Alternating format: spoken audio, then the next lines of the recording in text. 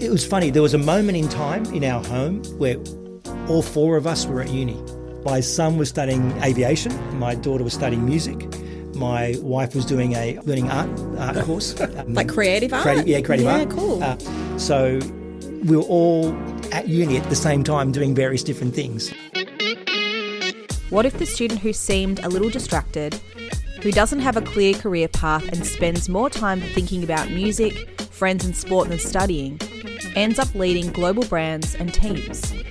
In this episode of More Than a Score, we sit down with Steve Younane, business leader, CEO, musician, dad and one of 7 children growing up in a family that placed a high value on education. Steve's story challenges many of the assumptions we make about success. At school, he wasn't the student chasing top marks. He often felt distracted, struggled to see the purpose behind studying, and looked up at a family full of high achievers, wondering how he would ever measure up. But while Steve wasn't always thriving in the classroom, he was building strengths elsewhere through music, leadership, teamwork, and learning how to bring people together. In this episode, we explore comparison, confidence, leadership, self-awareness, and why some of the qualities that matter most in life don't always show up on a report card. If you're a parent or someone still figuring out your path, this conversation with Steve is full of perspective, clear actions, encouragement, and real hope, not that passive kind. Welcome to this episode of More Than a Score. Perfect. Okay, thank you. Are we ready? Great. You ready? I think so. You ready, Steve? I'm ready to go. He was born ready. Look at this. You Look are. at this. He is set. So, Steve Younane. I'm very lucky that I get to do the intros for the podcast. I've done a little bit of searching. Okay. But I've tried to bring together a bit of an introduction for you. So, strap yourself in. Okay. Music lover, guitar shredder, and high school band player. Founder, director, general manager, CEO.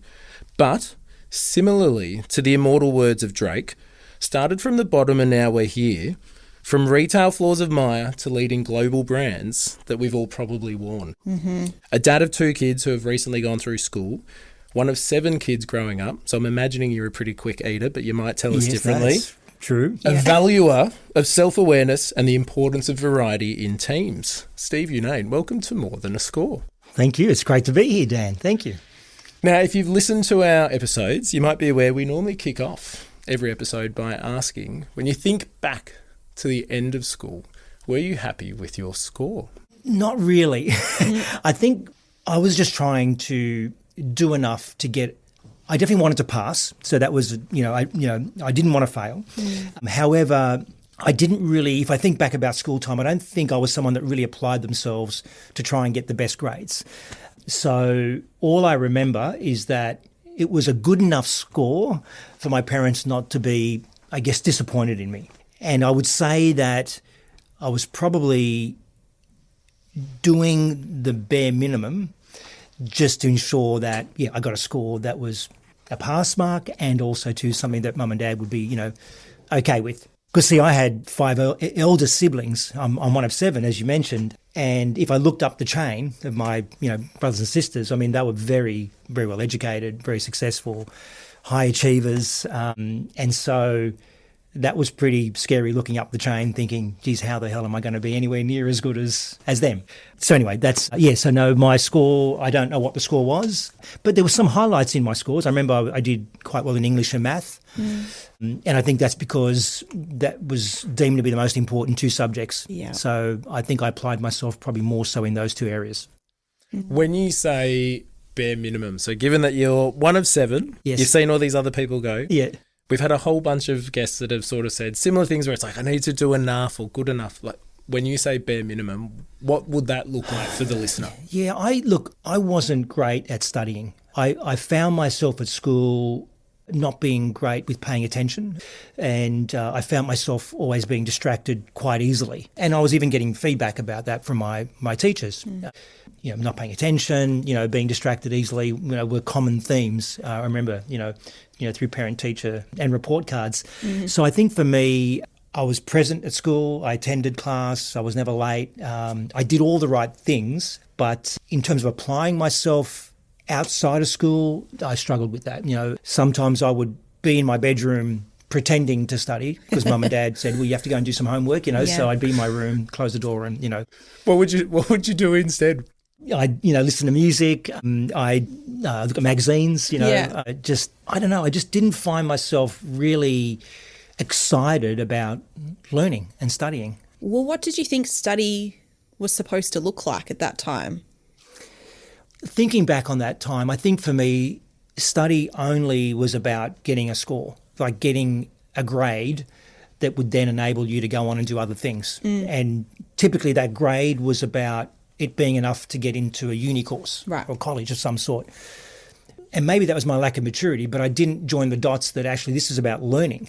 It was more about just getting through and getting a score that was then going to get you to the next stage of this education journey is probably how I think that's really normal as a high school teacher. The amount of kids that I would have coming to me saying, is this on the test?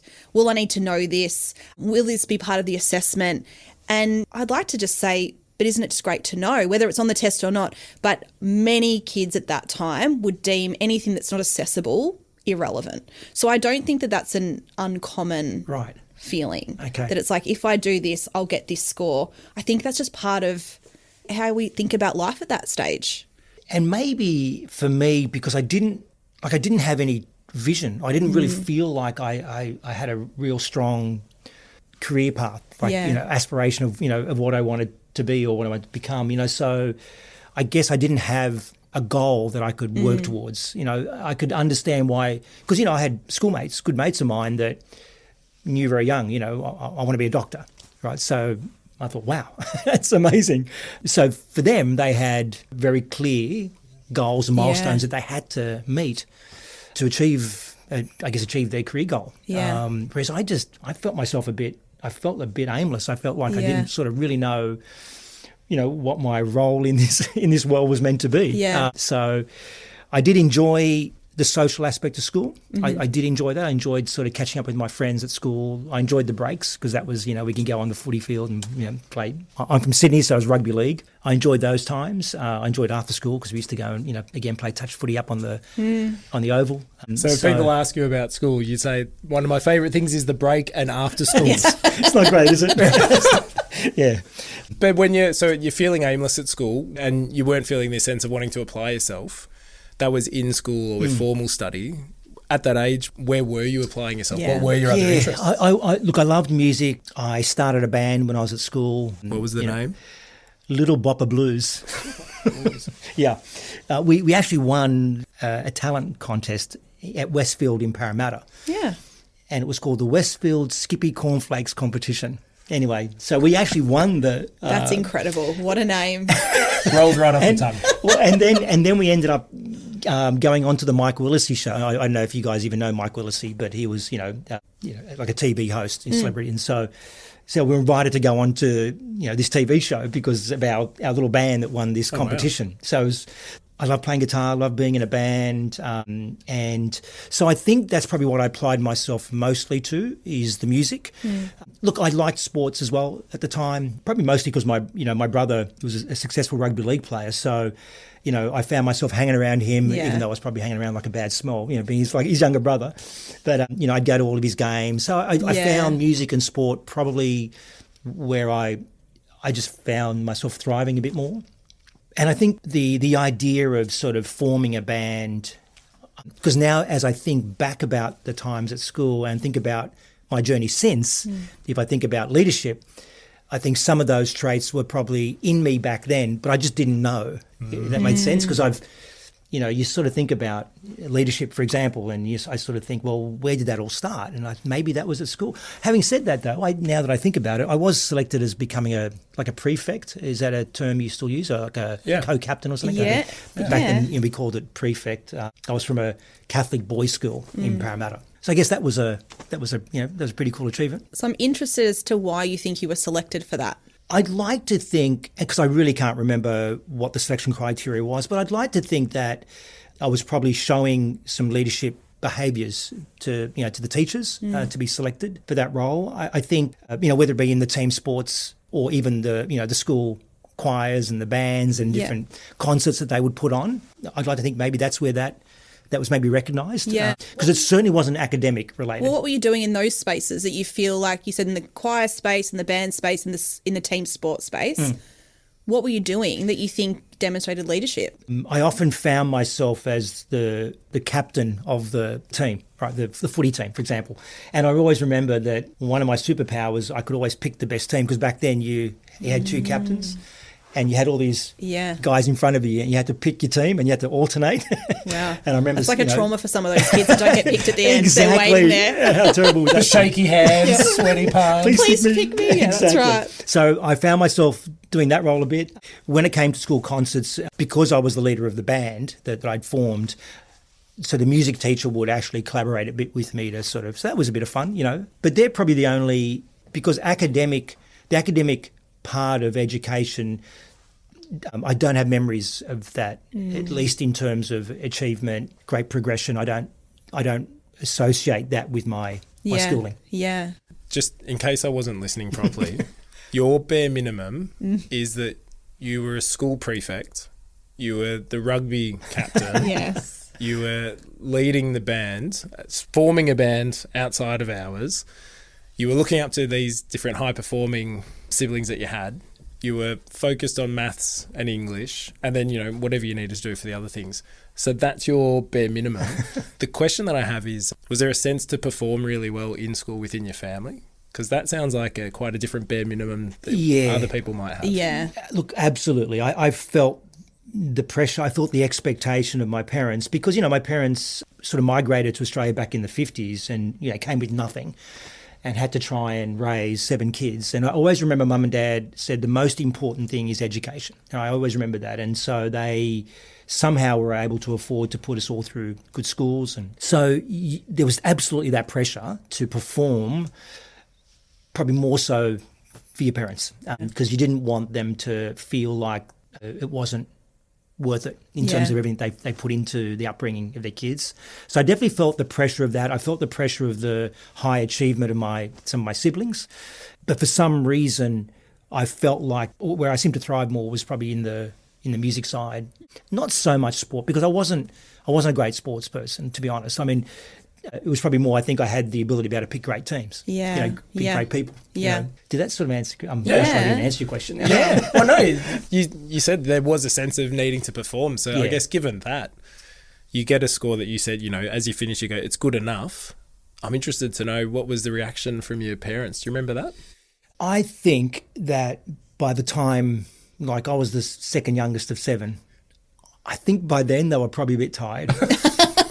to be truly honest. They were like, it's good enough too. Yeah. I think so. Okay. I think they probably felt like I was doing what it sort of took to, progress from school life that wasn't, I didn't excel, but I think they felt like, I think he's going to be okay. They didn't tell me that, but my parents didn't really communicate with you on a real emotional sort of level. Yeah. It's a really hard one to sort of remember, but put it this way, I don't remember being in trouble for not getting the score that they may have expected me to get. I want to say back to what you said in your pre-pod. You said, I wanted to get through school with pass grades so my parents wouldn't be ashamed of me. Leaving school was a relief. Yeah. I was dreading the final HSC. I crammed for my exams. I remember one of my sisters really helped me with my study, which, I thank her for.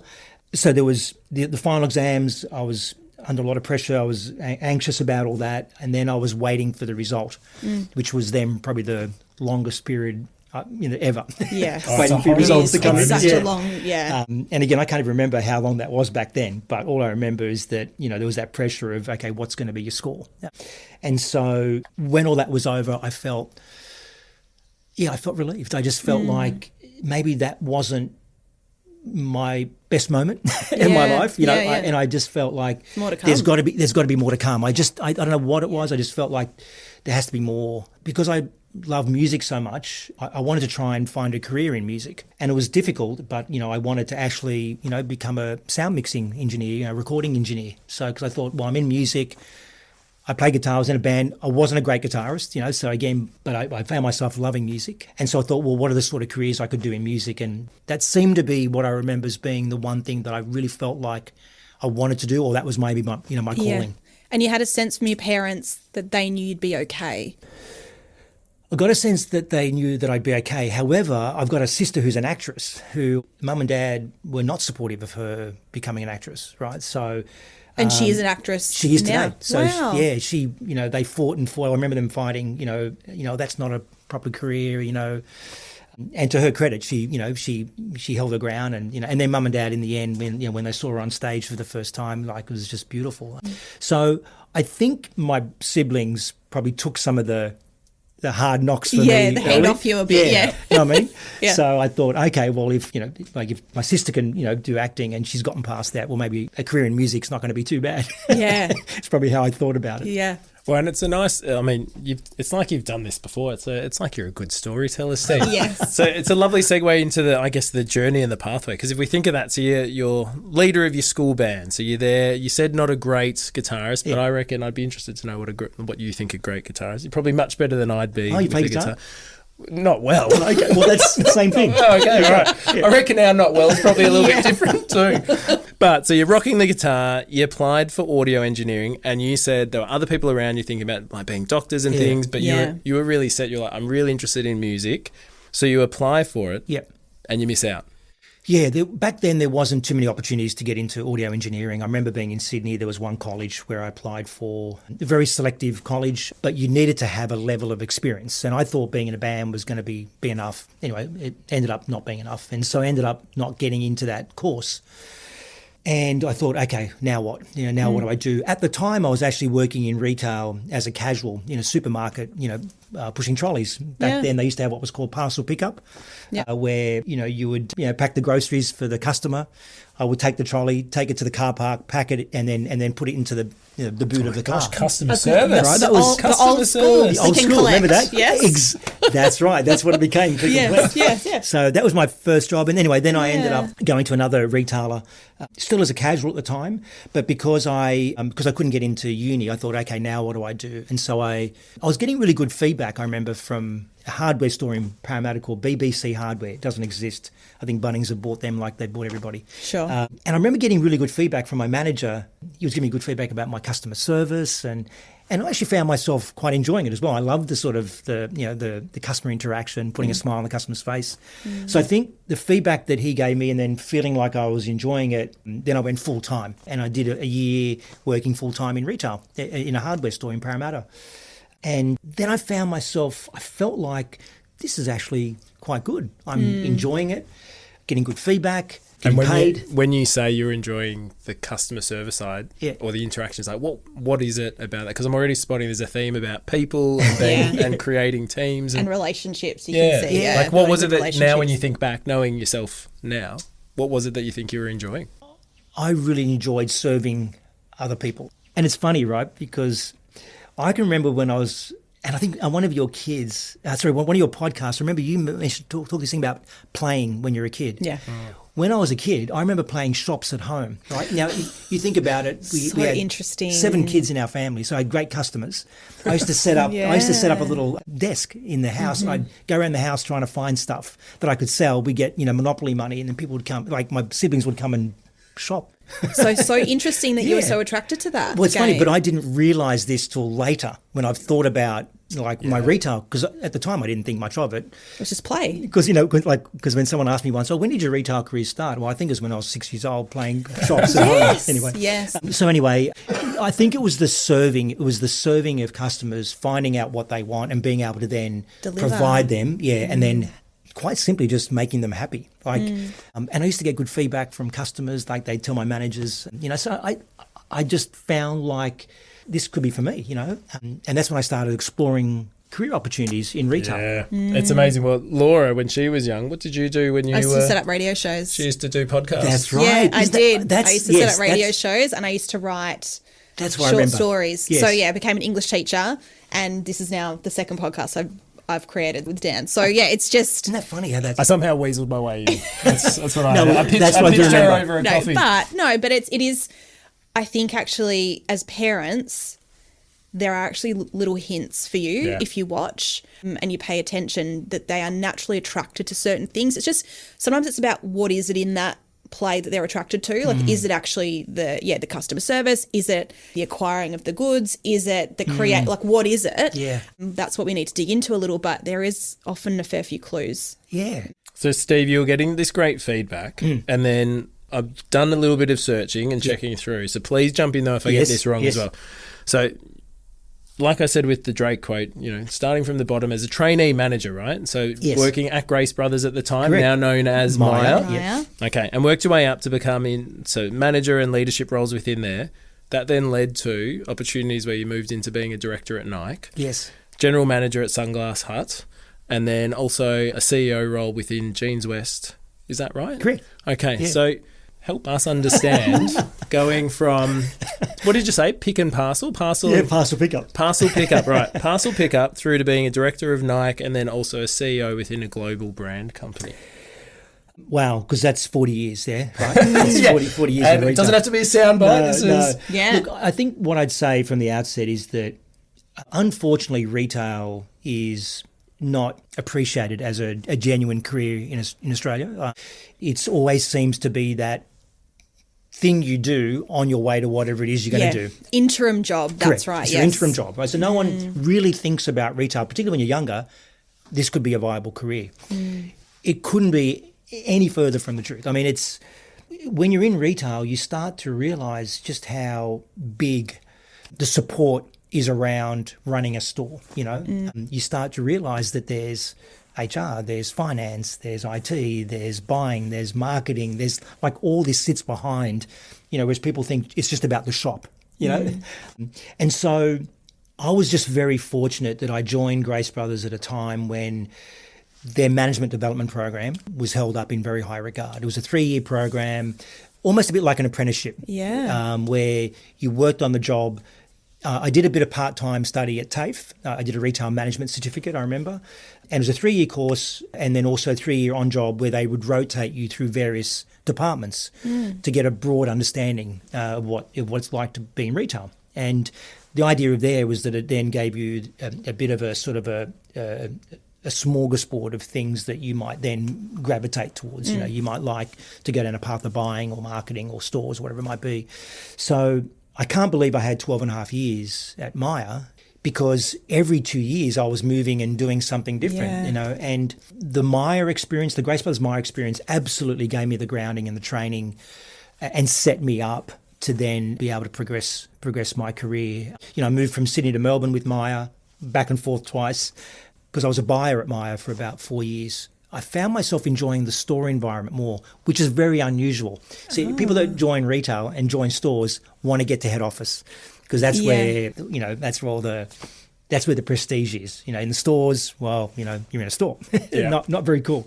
I actually love the stores because I love the team environment. I love the customer interaction environment. I found being in head office, being in buying a little bit like a solo act, not a lot of teamwork. And for someone who likes to be part of a group. So I found myself thriving more in the store environment anyway. And so it was just one of those things. After 12 and a half years with Mike, progressing into new jobs every 2 years, that time had to come for me to take that leap out of Myer, and I got offered a job with Nike in Melbourne.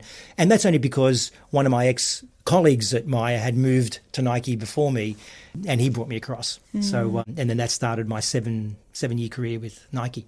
And it's important. I'm noticing Steve saying Nike. I said Nike, so it's important to... It's definitely Nike. Okay, Nike. I'm so sorry, everyone. The look that you both just gave me. Oh, no, I wouldn't. I'm no expert. I think take Steve's look over my look. It's definitely Nike, Yeah, you're definitely wrong. Yeah. Okay, all right. Can we note that? We'll put that in the show notes. Put that in the show notes. So then you go from working in this and then in these big global brands, and then you take the step to go and actually found and become the CEO of Retail Prodigy Group for 13 years. You sell that after 13 years, exit, and then now you've started. We're sitting here in the lovely Sabre studio, and you dive into your first uni experience at 58. Yeah, gosh, wow. First of all, I have to keep reminding myself of how amazing it is that I can be here, sitting with you here at Sabre Sound Studio.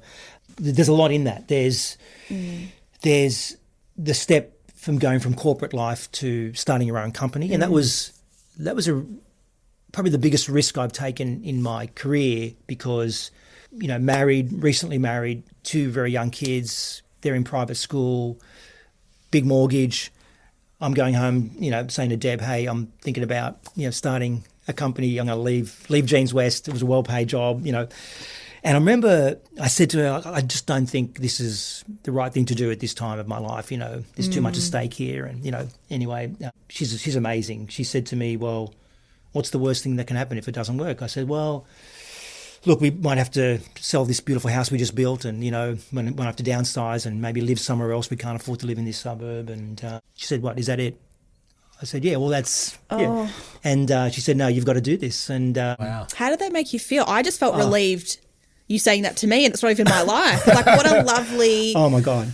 permission to take that risk. I mean, I often credit Deb with sort of, this is the reason why I'm here is because of her, because I was absolutely not on the side of actually, jumping ship from a, corporate role, CEO, Yes. getting well paid, to starting from scratch in a startup. And so that was amazing, like that encouragement, that support. And it's almost like she said, well, you can't not do this. Because she said, what she did say, I know you well enough that if you don't do it, you're always going to be wondering what if. So that was really good advice. And from someone that really knows you, right? It's not just a throwaway comment. Correct. It's someone that's like, and also she knows I live with somebody like that too, Right. Steve. And I feel like you have to try. You have to. And you can see them scratching the walls.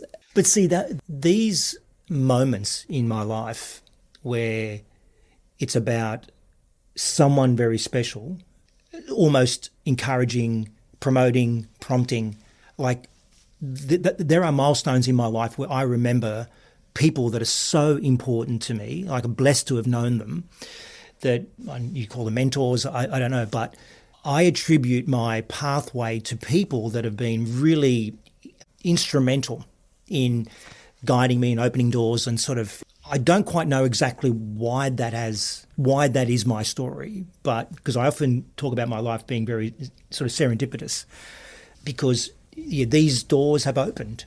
Now, if you'd ask me, well, why have those doors opened? I'm probably digressing a bit from the question, but anyway, if I ask myself why I think these doors have opened, I think it's because I've allowed myself to be curious enough to see what's behind those doors, allow myself to ask for help. I know I'm not great at everything. I'm good at some things. There's a lot of things I'm not good at. And so asking for help, allowing people in, being vulnerable is okay, even though there might be an expectation on you. You're a CEO, but you're still asking me for help. Well, there's some things I know, there's some things I don't know. So Yes. I think it's probably those connections that have happened over the many years that's then, enabled me to sort of take on these various opportunities. So then opening starting your own company 13 years later, because, when you start your own company, first of all, there's no guarantees it's going to be successful, and there's no guarantees you're going to find a buyer if you want to exit. Yes. Absolutely, there's no guarantee. So fortunately that has happened, and I was able to then, in some crazy way, pursue what I wanted to do 40 years ago, which is go back and do audio engineering. And I went to uni, back to your question now for the first time, probably one of the scariest things I've ever done is go to uni. I mean, like... What was scary about it? Well, I was older, then I knew what the students were going to be probably, school leavers and maybe, And were they mostly? Yes. Yeah. I felt like the grandfather in the room. Like some of these students were older than my kids. But I think it was also just not knowing really what to expect. I forgot what it was like to learn, what it was like to study. In modern day, what is that? So I was actually quite daunted by that experience. And I remember the very first day I went off to uni, my daughter said to me, and she doesn't say that much, she said, "Dad, you got this." And I thought, oh my gosh. Yeah. And because she could sense, and the whole family could sense I wasn't quite, I was quite nervous about going to uni. So Yeah. Well, there's saying being like it's good to be vulnerable. Yeah. And then there's actually doing it. Yeah. And leaning into that discomfort. Sounds like you were deep in discomfort. I think that, yes, but I think this is the difference between my early education to my current. And my early education was I didn't see any reason for it. There was no purpose. Whereas this time round, I wanted to learn about audio engineering because I wanted to open up a recording studio. So I thought, I wasn't necessarily going to become an audio engineer, but I needed to know enough. If I'm going to run a studio, I need to know enough about it. So And that's what I found then being in class with my co-students. They wanted to get the degree or the certificate or the diploma. They needed that for their career.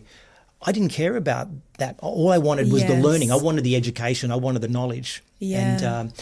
And my teachers would laugh at me because I was always the first in class, like meaning attending class. I'd be in the classroom before even the teacher got there. Yeah. And they would sort of laugh at me. But this is the dork, about... Well, These mature age students. Exactly. This mature, yeah. There was a lot of group assignment work, which a lot of the, the modern learning methods were about group work. How did you find that? I found myself trying to avoid putting on my corporate hat and sort of setting up the Zoom meetings and putting out an agenda. And I'm sure these others, like my co-students thought, who is this guy? But quite interestingly, that connection actually was totally fine.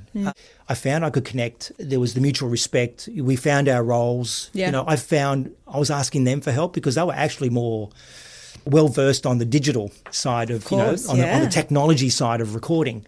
So I could help in some other ways and they could help. So the group work actually was just fine. I think I just had to, I think it was more of an issue for me than it was for them. I don't think they saw me as this old guy and, what's he doing? It's funny the perceptions we hold for ourselves, isn't it? Yeah. So like the acceptance wasn't an issue. So whereas I felt like that might have been an issue, whereas had a lot of fun, great students, great experience. Because I'm impatient by nature, I did a fast track diploma. Again, because I didn't need the degree, because I didn't need to get that, I guess, accreditation. I wasn't looking for a job. Yeah, I can't believe it. It was funny. There was a moment in time in our home where all four of us were at uni. Which was like, that's, like and both my kids. What were the varied studies that were going on? So my son was studying aviation. Yep. My daughter was studying music. My wife was doing a online arts, learning art course. Like creative art? Creative art. Yeah, cool. So we were all, at uni at the same time doing various different things, I think, although I was probably the only one that was attending uni because a lot of the unis back then they were doing it online, whereas I love. In fact, I wouldn't have been able to do well at uni if it was online. I had to be. I needed that structure and the interaction with the teachers and the other.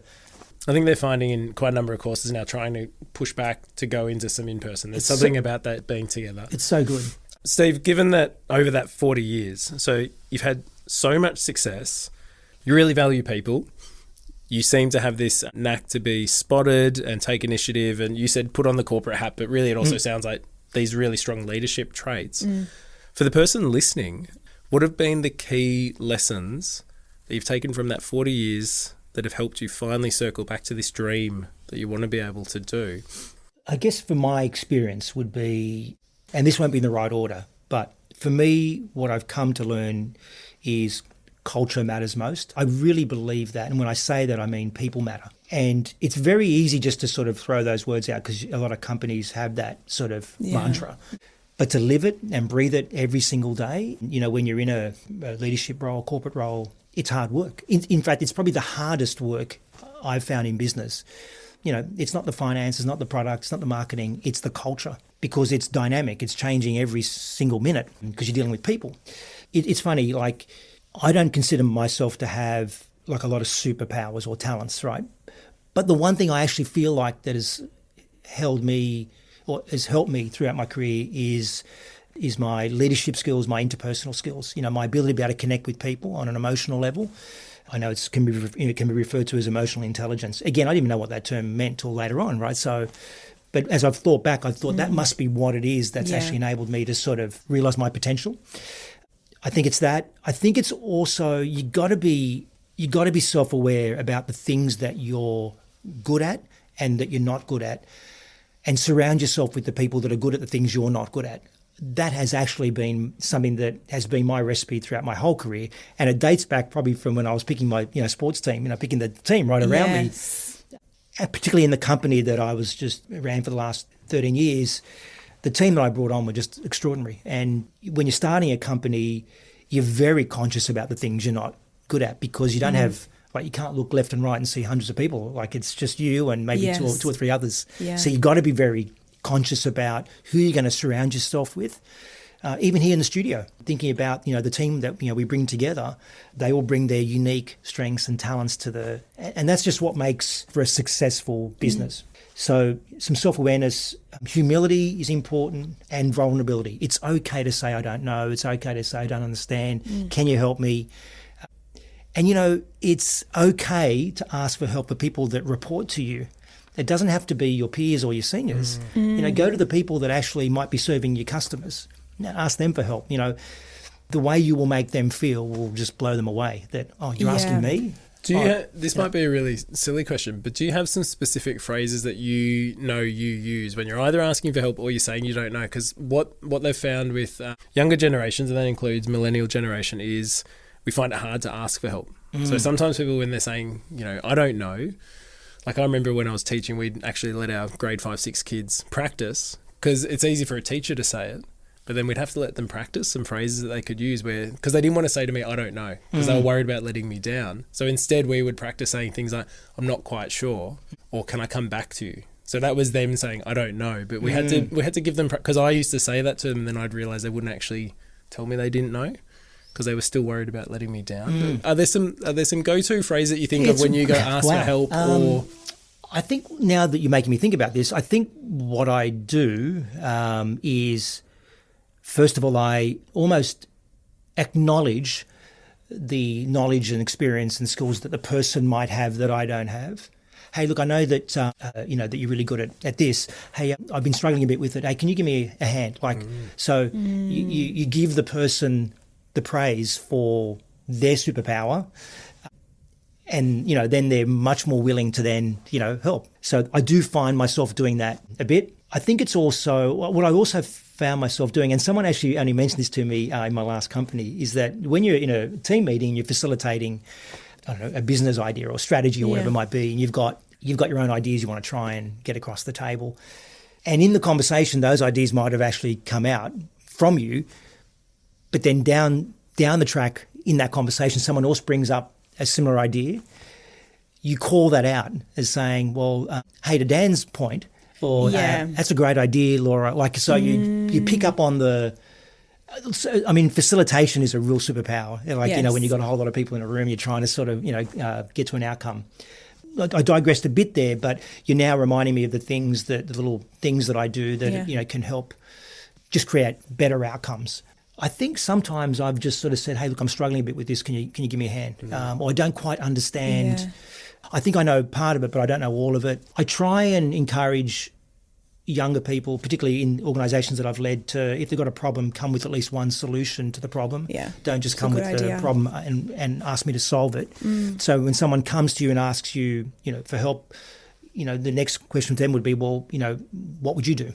So just you get them thinking about. It becomes collaborative then, doesn't it? Yeah, yes. Yeah. And chances are they're going to probably know partially how to solve it. Yeah. Because sometimes it can be a bit of a cop-out or dumping on someone else to solve your problem. Yeah, it can be a lot easier then, right? Because then you become the person that always solves it Correct. For them. Sorry, Loss. Oh, no, I'm just really reflecting on the fact that when you considered yourself back at school, you were in a band, but you weren't the best guitarist. You were picking teams, but you weren't the best sportsman. And I'm wondering whether that recognition of understanding that you are part of something greater, that it is not solely on yourself. Like, you see people that are excellent sports people and they just hold that responsibility that they must carry it all.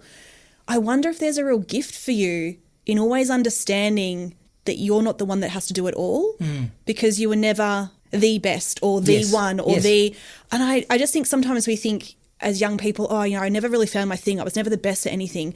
But actually you're demonstrating this real gift of not being the best one that everyone sort of relied on, because you got to then collaborate, you got to create teams, you got to build other people up, you got to create these environments where you were doing the thing you loved, you provided opportunity, you're able to deliver, I think, confidence in other people, whether you did that through giving them what they wanted in a material sense or by building up their gifts.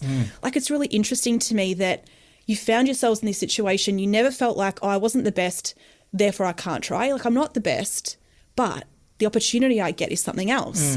And it seems like that's something that you've really built throughout your whole life. It's really interesting you say. I think it's a common theme. There's no doubt about that in my life. And I think that, that ability to be able to help others realise their potential. When you think about the sort of things you asked me about, well, what's some of the terms or things you might have used? That thing about our role as leaders is to actually unleash the talents of the people around us. Oh, you see me two educators. That's like the best Yeah, thing we were ever. both like, We're well, like, yes. that's the best Yes. thing Yeah, ever. and because everyone has these superpowers, these amazing talents, and I think as leaders, it's your role to try and extract that and try and encourage it. And again, my experience would be the thing that blew me away about my mentors in my career is that they were able to see something in me that I didn't see in myself, and so they encouraged me, and that enabled me to sort of propel. You know what I mean? And I think I reckon that is a great skill if you can see the potential in someone, even when they can't even see it themselves.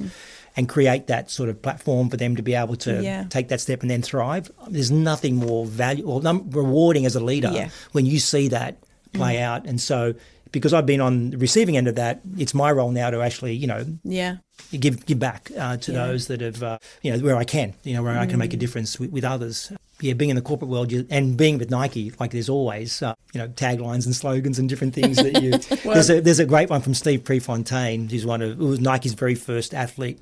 He was a track runner, and he had this beautiful saying that if you give anything less than your best, then you sacrifice the gift. And I thought that's just such a beautiful, from a runner who epitomised that in terms of how he ran. His race management, he just went all out the whole race. He left nothing, like almost to the point that very unorthodox. He didn't leave anything in the tank for the last bit. He just went hell for leather.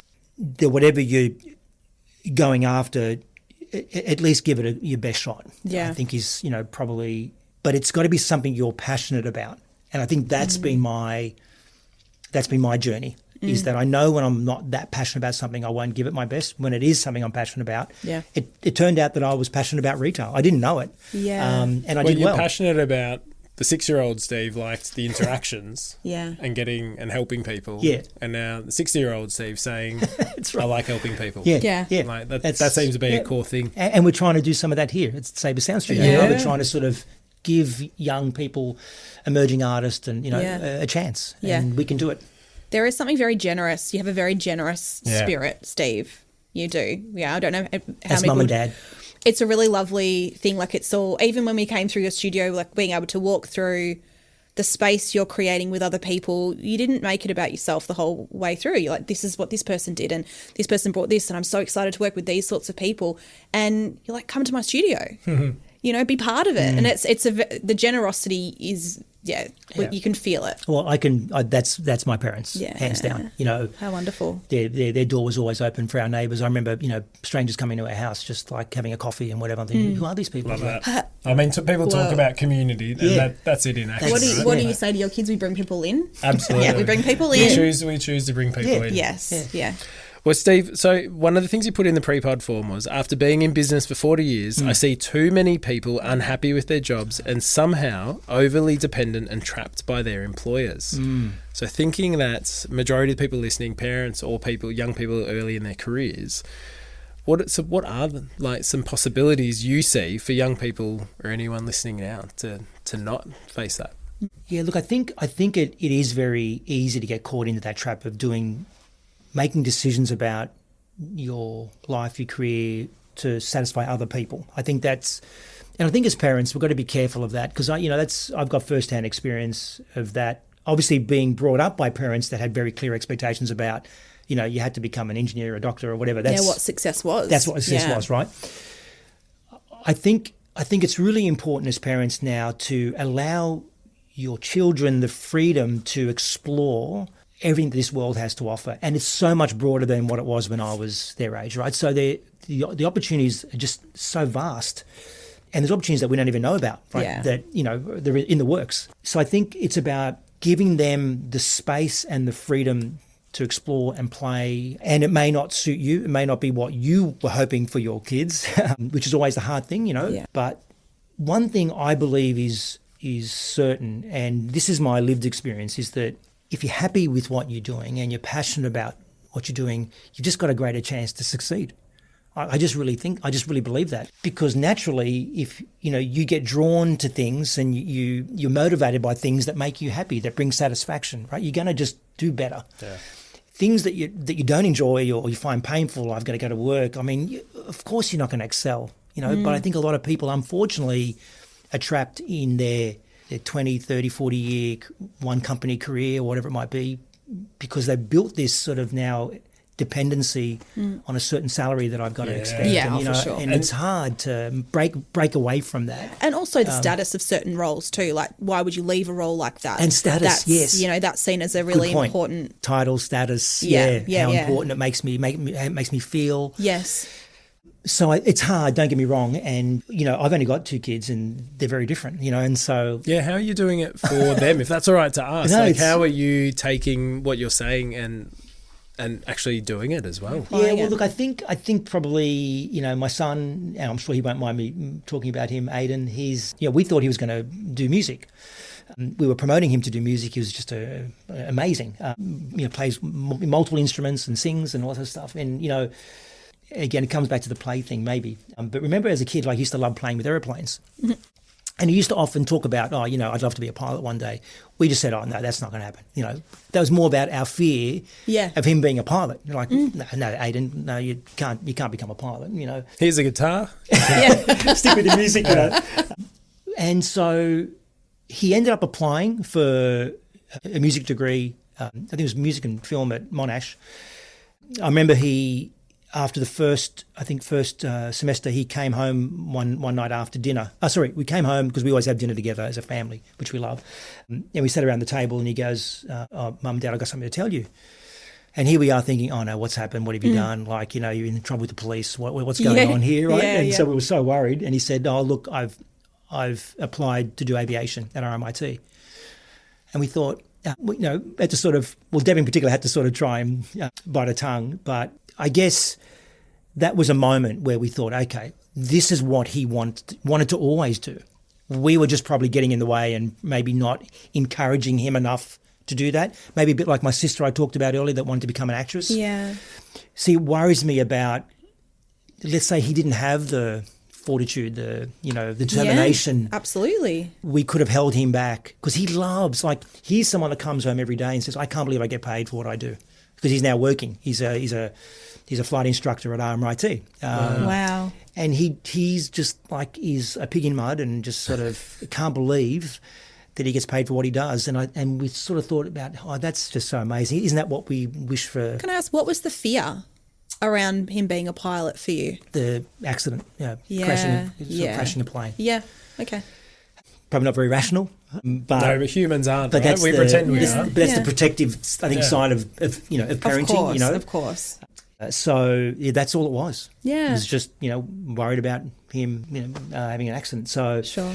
That's all it was. But give him space, and also realise that you needed to give them space. Yeah. So you realise that there was a moment. Yeah. And you could have just said no, but you actually realise now's the time to give some space. Yeah, and I think making mistakes is okay. I think it's okay that they might set down on a path or a journey and change and do something completely different. Yeah. I think that's okay. And I think what I understand, that's happening more and more now with younger people, that they're doing the course that they thought they should do, but then they're going and doing something completely different. I don't know. I mean, I think... Or finishing the course and actually not even getting a job in that industry anymore. There's lots of different things going on. Even in high school now, I just heard when we were driving here on the radio, them advertising that there's an alternate pathway. Instead of getting the VCE or getting your ATAR score or going down this track, there's other options you can take, and they're really advertising, pushing for a vocational major. So it's another option just for you to consider. So it's great that people have them. Well, and it's interesting you mentioned ATAR, right? Because I'm now trying to think about what it was like when our kids were, sitting for their final exams at And they're year 12. 22 and 24 now. Yeah. Mm-hmm. Neither one of them seemed to have I need to hit this number. I think they both knew they wanted to do music, and so they sort of knew that they just had to do enough to, we sort of felt like there was a lot of untapped potential with our kids. We thought that if they just applied themselves more, they would do really well. But again, that was about us. I was going to say, it sounds like your school report. This is it. And this is the thing, you can't help but bring back some of the ways you were brought up, and of course. We had to remember that, look, in the end, they're on their own journey and their own path, and they'll figure it out. And yes, you've got to be there to support them and nurture them and give them the opportunities. And But one thing I find, at least with, like with my kids, if I say go right, they'll go left. Like it's just not like it Why just are they doesn't. like that? I know it just doesn't work. Yeah, like yeah. there Because then is a they'd way. never leave home, and then we'd all be stuck together, right? That's the thing. Oh, we need them to push I'm back. like, I don't mind. You can stay. Yeah, I'm that parent. Yeah. Steve, given all that you've discovered and knowing what you know now, how's success changed for you? Your version and your definition of success? Wow. Yeah, just a small question. Yeah. I think for me, what has defined success for me is how others feel and think about me. And now, when I say that, it's the teams that I've led. Because, see, it's the teams that have enabled me to achieve what I've achieved today, right? It's not me. Yes, I played a role as facilitator, leader, whatever you want to call it. There's nothing more gratifying than, moving on from one company to the next, and you get personal emails from people that you don't even think I couldn't even remember that I'd touched them in some way, in terms of had an impact on their time in whichever company it was, and getting feedback totally unprompted. There's nothing more just rewarding and gratifying. And so, yes, there's the success factors of hitting KPIs or being promoted and getting this title and this role. Yeah, that's all good stuff, and selling a business at a price that's going to enable me to do what I'm doing now. Yeah, that's success, I guess. But I can't help but to think about the people that have helped me achieve what I've achieved, and you can't help but after 40 years in retail and business, and then 60 years to not reflect on the people that mattered most to me over that year, because there is no way I'd be where I am today if it wasn't for these mentors and, these sponsors of my career, people that saw things in me that I didn't realise that I had. And then there's success as a parent, like there's nothing probably more important than just knowing that your kids are going to be happy, they're going to be okay. Doesn't matter what they do as long as they are happy, because they're going to thrive if they're happy. Not about the grades or the scores. No.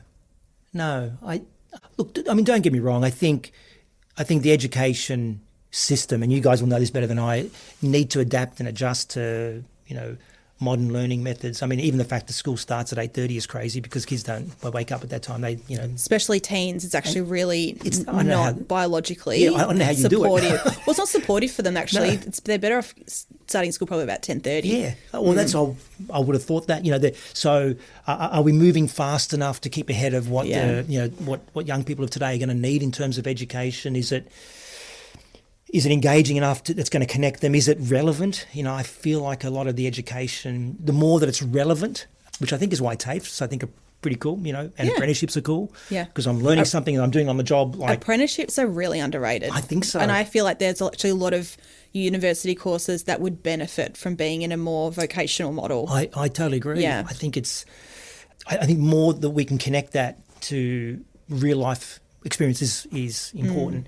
So it does. I do think from time to time about how well equipped are we, even in terms of dealing with neurodivergence. Are we really equipped in the education system to be able to create inclusive environments where people can thrive and they can realise their potential? It's difficult, I know, because everyone's different, everyone's unique, right? So it's, I get it, but I think we do need to change. And again, you guys probably would even know which country in the world is the most progressive in that space. But I feel like it does need to have a bit of a shake-up. For sure. You're not wrong. Is that right? Yeah.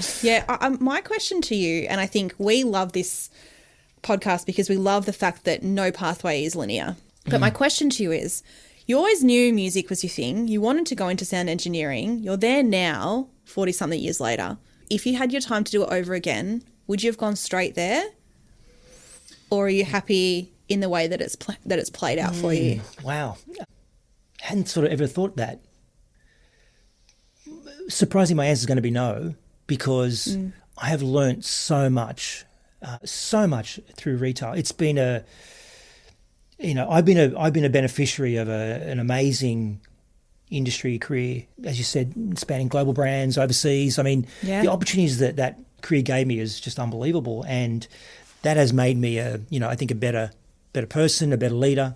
I don't know. I think maybe I was just not serious enough about it at the time, because I guess I asked myself, well, why didn't I pursue it harder. Yeah. Because I could have applied again. I could have done something to enable me to get into that course if I really wanted to. Maybe it was just the fun element of, music and the bands and all that sort of Yes. stuff. Maybe, I think I was a pretty naive, immature sort of, kid. I was probably a late bloomer. I think retail was absolutely the best thing for me. And I couldn't have afforded to do what I'm doing now if it wasn't for retail. Yes. To be quite frank as well. Yes. We talk about this too, this idea of it's never too late. Like it's not too late. And I remember getting this rhetoric too about you need to get the score because you need to get to university, because if you get a job or you deviate from that path, it'll be too late, or you won't go back, or it won't happen. And I remember that feeling and that real pressure of, and I think that there was probably this naive element of like, oh, I did it. I did the school thing and I got the score and I did the uni and I've done it, tick. Which I think is just so ridiculous, because of course you could do it at any time. Yes. Like, why did I feel like I was, I don't want to say better, but that I'd done it right. I felt like I'd done it right because I'd done it in that way. And I just think your story is so important, because whatever path it's taken you, you've led to the place you want to be, but you still wouldn't take the journey away anyway. No. Look, I think, however, I think it's actually being true to yourself. I really honestly felt like I couldn't give any more to retail. I felt like it was time for me to sell my business. I felt like there were people, my right-hand person who was the COO, who ended up now running the company, he just had more to offer than I mean, Can I ask, what did people engage your company to do? What was your... Oh, sorry, yeah. So it's a retail business. We were the retail franchise partner for Nike, Samsung and Mattel. Wow. So we owned and operated the Nike stores and Samsung stores around Australia and New Zealand. Yeah, so we ended up having 50 Nike stores and 10 Samsung stores. Yeah. So retail, obviously. Yeah. Bricks and mortar, not online. Yeah. And because a lot of these global brands in Australia in particular, they don't actually own and operate the stores themselves. They do it through a license or a franchise. So we became Nike's franchise partner and Samsung's.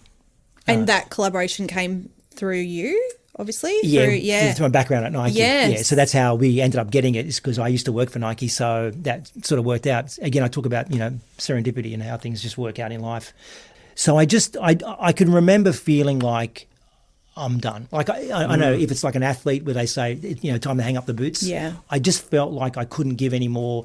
There were people that were coming up the rank that was certainly going to be able to give more. So I felt I was ready to sort of move on or retire or whatever you want to call it. But then I was faced with, but what am I going to do? Because I'm not going to sit around. Yeah. So, and then that's when it sort of just hit me. Why not, go back and, do what I wanted to do. So it was a bit of sort of thinking about that. It didn't just come to me like so it might sound very, very much like that, but it wasn't. I had to sort of think about, what do I do? And I had time to think about that too, because when you think about selling your business, it probably takes a year or two to get it done anyway. Of course. So a lot of time to plan out what it is you're going to do. So. And I love this idea. I wonder in 40 years if your kids, because you're now creating a new model for how you can live life and choose to do life. Like that can be a very different path that you've done. It'll be fascinating to hear in 40 years how they then describe the influence of these moments too that you've done, because they're at pretty formative stages when you've done all that as well. Yeah, well, a very sort of emotional interior moment for me is like I had a 60th birthday party and both my kids got up and said something, and that was pretty amazing just to think in terms of just, in terms of their short time on this planet. I guess the influence that that I've had in helping them sort of help shape where they're going. So it was pretty amazing. So, but yeah, I can't wait I can wait, but it's going to be really interesting because that time goes slow. But I'm really keen to sort of see where they end up. And chances are it might be different to where they are now. Yeah. Like who knows? It's just been an interesting journey for me, and it's one thing that I often reflect upon is that why is it that I've been lucky, fortunate, whatever, people say, you're so lucky how these things just seem to happen for you. And I know there's this saying, you make your own luck sort of thing. Yeah. And I sort of I try and understand what does that term actually mean. How do you make your own luck? And I can now sort of probably understand that what that means is you've got to put yourself in those moments, give yourself those opportunities. Yeah. You have to be seen, let people in, let people talk to people about what you're doing, what your dreams are. People just generally want to help. I just find that if you can share with people what your goals and aspirations and dreams are, I think people naturally are giving people want to help you. Absolutely. And so I find that in life there are people that are called connectors. that I think they're on this planet to connect people with other people.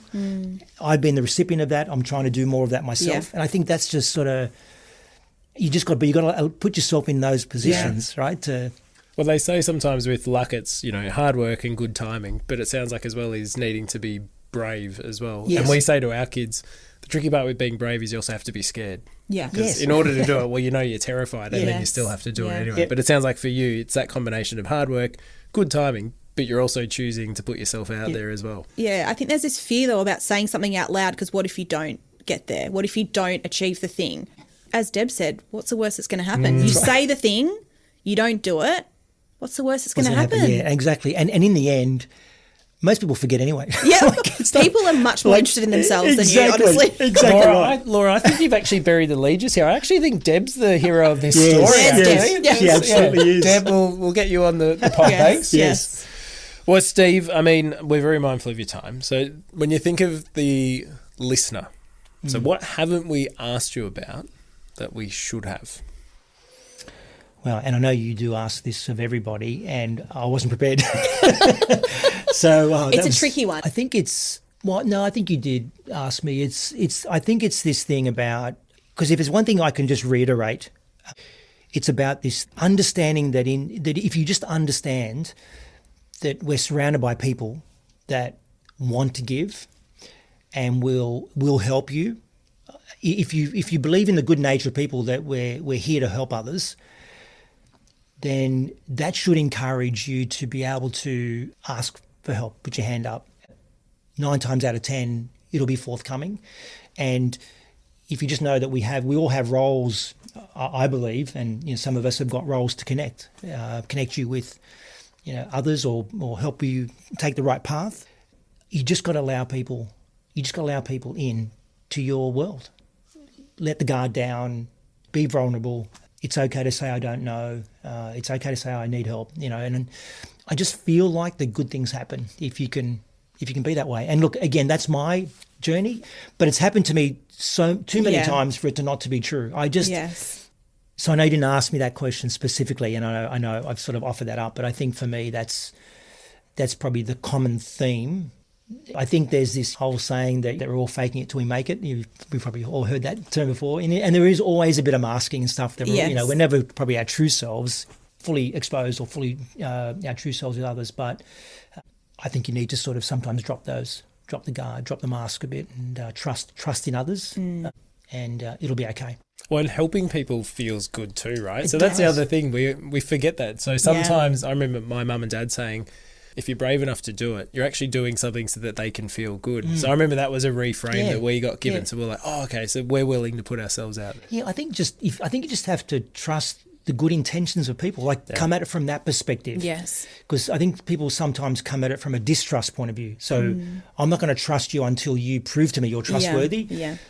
Whereas I would say trust them until they prove they're not trustworthy. Yeah, so it's just a different way to sort of approach it. Now, again, you can sometimes get yourself in trouble that way, but I feel like for me, that's probably, that's worked. Yeah. But it's also how you get wisdom, isn't it? You go from sort of getting information and knowing something, and then it either works or it doesn't. Either way, it's then turning into wisdom, so you can then use it for the next time as well. So I'm not a very good person. I find you're a good person. I think you're a good person. Thanks, Deb. I do struggle asking for help, but I would be the first person to offer.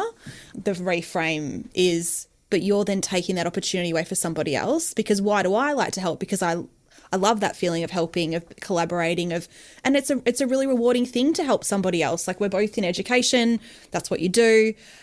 But if I'm not asking for help, then I'm actually robbing that other person of that reward themselves. And I think that for me was a good reframe, because to me, asking for help, the narrative was I would be a burden, or I would be, taking something from. It's like, no, actually you are rewarding somebody something by giving them an opportunity to show up for you. Yes, absolutely. Yeah. It's still reframing in my head, Steve. I'm not quite there, but Sorry, we can give you some homework. Yeah, we'll give you some homework. Well, maybe you should be sitting here. Yeah, I think so. Yeah, special episode number 2, Laura. Steve, thank you so much for joining us on More Than a Score. It's a pleasure. It's an absolute privilege, and I think Laura, you used the word generous to describe. So Steve generous. Before. Yes. I think that's the thing, and just the way that you approach life, the way that you see to choose strengths and notice the strengths in others, and then choose to actually seek to develop them. I think that's a really a really special thing. All those people that worked with you and for you have been the beneficiaries of that too. Yes. But if you do know someone else that has a very lovely or unique pathway, Yes. Laura, we'd love to hear from you. So please send an email to morethanascorepod@gmail.com. And then where are we on the Instagrams, Laura? What is that again? At More Than a Score Pod on Insta. Steve, we do have Yes. a bit of a tradition to try and finish with a crisp He's high ready. Look, five. he's ready. Can we do that? Is that all right for you? Is it a double? Oh, I'm going to stay out of it stay out of because it? Laura it's really Dan's thing. Oh, She okay. really, yeah. You're making it sound bigger than it is. I have to now. make sure pretty that the big. audio engineer's ready Okay. for a high five. Yeah, audio It's gonna- engineers, are you okay? All right, we got a thumbs up. Right, you ready? Oh, that was all right. I reckon we can do it. Can we try one more? Yeah. All right, you ready? Here we go. Oh, that was better? good. The Audio second one engineer, was was better. that? Sound good? Yeah, that was good enough. That was good. Thank you so Thanks much. so much, Thank you Steve. so much. Awesome. Thank you.